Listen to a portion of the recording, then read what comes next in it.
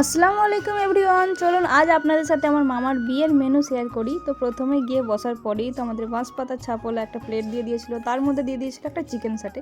তো এত সুন্দর হয়েছিল চিকেন সাটেটা, কি বলবো, অনেক দিন পর খেলাম আর খুব ভক্তি ভরে খেয়েছি।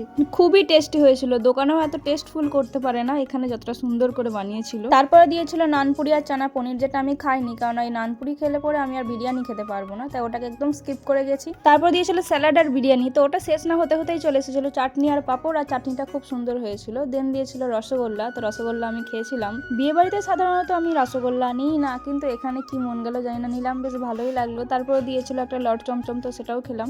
আর লাস্ট পাতে ছিল একটা আইসক্রিম, যেটা ছিল বাটার স্কচের, তো ওটাও বেশ ভালো। আর ফার্স্টেই তো যখন প্লেট দিয়েছিল তখনই পান মশলা আর একটা ছোট্ট জিরু, মানে ওই কোল্ড ড্রিঙ্কস এর বোতলগুলো দিয়েছিল। তো তারপরে আমরা লাস্টে কফি খেয়ে তারপরেই বাড়ি এসেছি। তো এই হচ্ছে মামার বিয়ের খাওয়া দাওয়ার মিনি ব্লগ। তো ভালো লাগলে অবশ্যই একটা লাইক করে যাবেন, তো চ্যানেলটা সাবস্ক্রাইব করে দেবেন। টাটা।